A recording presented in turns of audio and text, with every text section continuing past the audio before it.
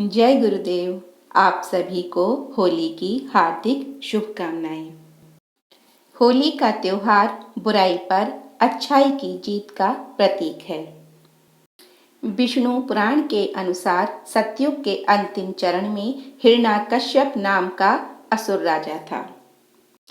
हिरण्याकश्यप के भाई हिरण्याक्ष को भगवान विष्णु ने वरावतार के रूप में मारकर धरती माँ का उद्धार किया। तब से हिरण्याकश्यप भगवान विष्णु से बैर रखने लगा और उसने ब्रह्मा जी की तपस्या करके उनसे वरदान प्राप्त किया।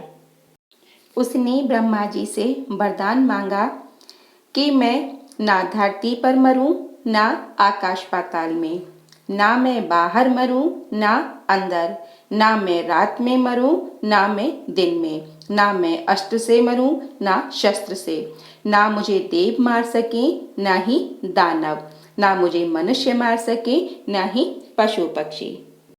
ब्रह्मा जी से यह वरदान पाकर हिरण्याकश्यप खुद को भगवान समझने लगा।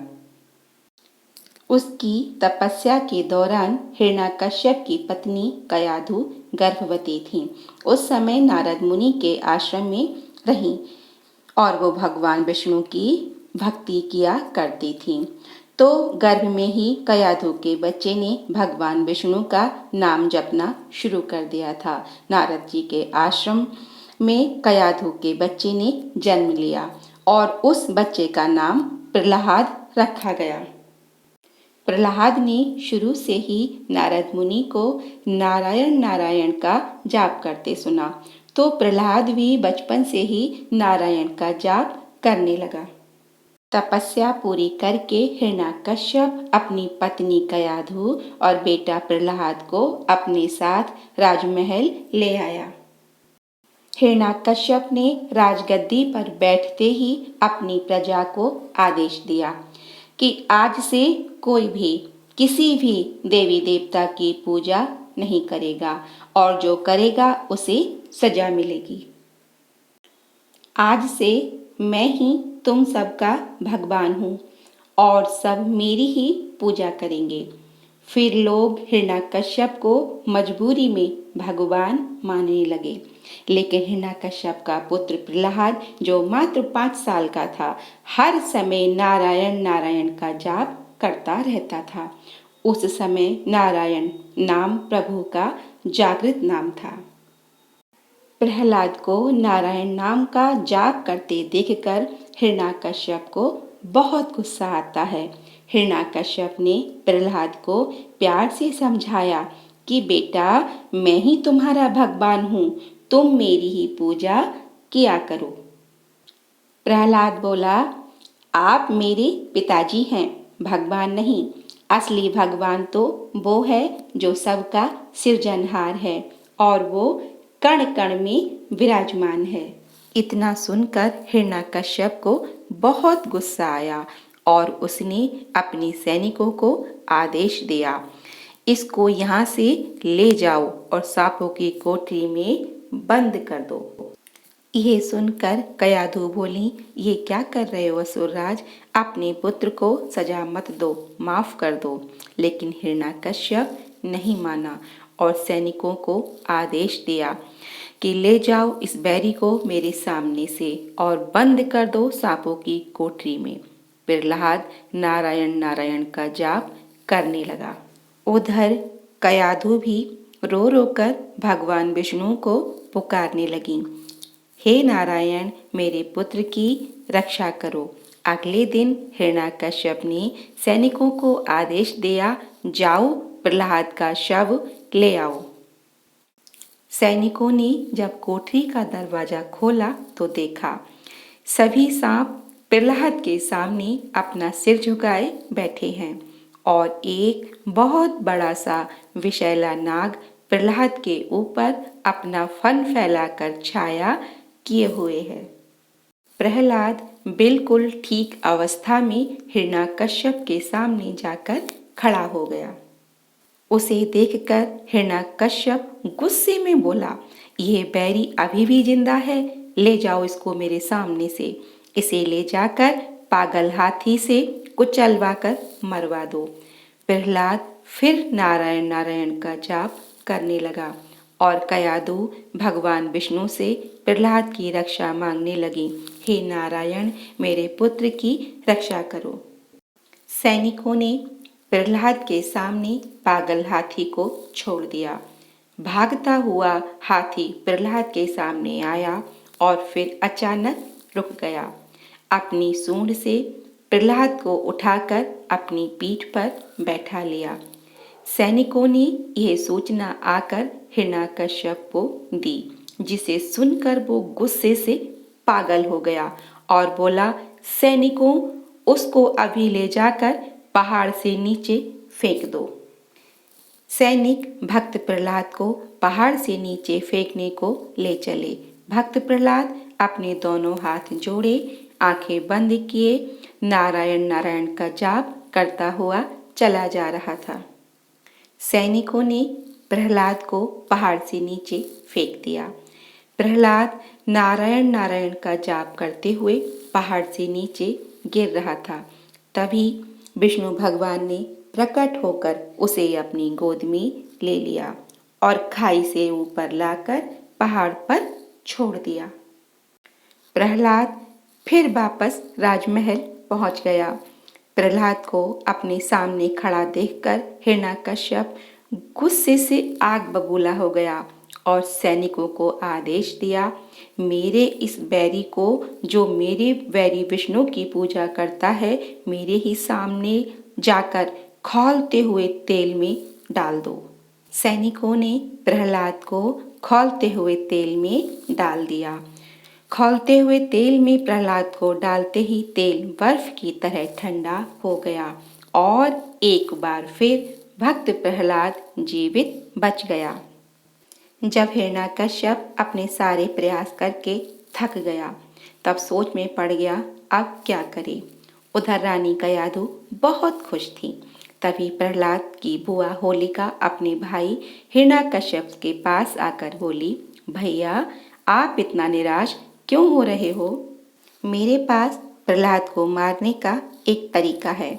फिर होलिका ने बताया कि उसे ब्रह्मा जी से एक वरदान में ऐसी चीज मिली हुई है, जिसे ओढ़कर अगर आग में बैठ जाए तो उसे आग नहीं जला पाएगी और प्रहलाद जलकर भस्म हो जाएगा।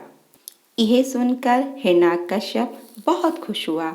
तुरंत अपने सैनिकों को आदेश दिया, बहुत सी लकड़ियों का ढेर लगाया जाए और उस लकड़ियों के ढेर पर होलिका ब्रह्मा जी से वरदान में मिली हुई चीर ओढ़कर प्रहलाद को गोद में लेकर बैठ गई। हिरण्यकश्यप के आदेश पर सैनिकों ने लकड़ियों के उस ढेर में आग लगा दी, जिस पर होलिका अपनी गोद में प्रहलाद को लेकर बैठी थी। धूं धूं कर आग जलने लगी। होलिका जोर जोर से हंस रही थी और प्रहलाद आंखें बंद कर हाथ जोड़कर नारायण नारायण का जाप कर रहा था। उधर कयाधु ये सब देखकर बेहोश हो गई। तभी होलिका जोर से चीखने लगी, ब्रह्मा जी, तुमने मेरे साथ छल किया है। तभी आकाशवाणी हुई, होलिका, तुझे ये वरदान किसी की रक्षा करने को दिया था, मारने के लिए नहीं। इसीलिए ये वरदान निष्फल हुआ है। और होलिका ने जो आग प्रहलाद के लिए जलवाई थी, उसमें खुद जलकर भस्म हो गई। जब होलिका जलकर मर गई, अचानक जोर जोर से बारिश होने लगी, आग बुझ गई। भक्त प्रहलाद ने जीवित निकलकर अपनी माँ कयाधु को जगाया और प्रहलाद को जीवित देखकर वहाँ उपस्थित सभी प्रजा खुश होकर ढोल नगाड़े बजाकर नाचने लगी। सभी जोर जोर से नारायण नारायण बोलने लगे। उस दिन फाल्गुन मास की पूर्णिमा तिथि थी। तभी से होली का त्योहार बुराई पर अच्छाई की जीत के रूप में मनाया जाता है। इसलिए होली मनाई जाती है। लेकिन होलिका के जलने के बाद भक्त प्रहलाद का क्या हुआ? उधर होलिका के जलते ही हिरण्यकश्यप अपना आपा खो बैठा। सैनिकों को आदेश दिया कि प्रहलाद को इसी दरबार में तपते हुए खंबे से बांध दो। सैनिकों ने प्रहलाद को लाकर खंबे से बांध दिया और खुद ही तलवार लेकर हिरण्यकश्यप प्रहलाद को मारने दौड़ा और बोला, बुला ले अपने भगवान को, अपने नारायण को, जिसका तू हर समय जाप करता रहता है। कहाँ है तेरा भगवान? प्रहलाद बोला, पिताजी वो तो आप में, मुझ में, हर जगह कण कण में विराजमान है। हिरण्यकश्यप बोला, इस खंबे में भी है क्या? प्रहलाद बोला, हाँ पिताजी, भगवान खंबे में भी हैं। तो बुला ले अपने भगवान को। इतना कहते ही हिरण्यकश्यप प्रहलाद को तलवार से मारने झपटा। तभी जोर से आवाज हुई और जिस खंभे से प्रहलाद बंधा हुआ था टूट गया। उसमें से नरसिंह भगवान प्रकट हुए, जिनका सिर शेर की तरह था और सिर से नीचे का धड़ यानी नर की तरह, मनुष्य की तरह था। नरसिंह भगवान बहुत गुस्से में थे। उन्होंने झपट कर हिरण्यकश्यप को पकड़ लिया। हिरण्यकश्यप और नरसिंह भगवान में युद्ध हुआ। भगवान ने उसे हराकर अपने पैरों पर पटक लिया। हिरण्यकश्यप बोला, मुझे कोई नहीं मार सकता, मैं अमर हूँ। नरसिंह भगवान बोले, रे मूर्ख, ध्यान से देख मुझे, मैं नरसिंह हूँ। तभी आकाशवाणी हुई, अरे मूर्ख हिरण्यकश्यप, तू अपने को भगवान समझ बैठा? तो सुन, तेरा वरदान था, ना तू धरती पर मरे ना आकाश पाताल में, तो देख भगवान की जांघों पर है। ना तो दिन में मरे ना रात में, तो देख यह गोधूली की बेला है, रात दिन दोनों मिल रहे हैं। ना तू अंदर मरे ना बाहर, तो देख तू तो ना अंदर है ना बाहर, तू तो देहरी पर है। ना तुझे देव मार सके ना दानव, ना मनुष्य मार सके ना पशु पक्षी, तो देख आँख खोलकर, ये नरसिंह हैं, ना मनुष्य हैं ना ही पशु। तो अस्त्र से मरे ना शस्त्र से, तो देख ये तुझे अपने नाखूनों से मारेंगे।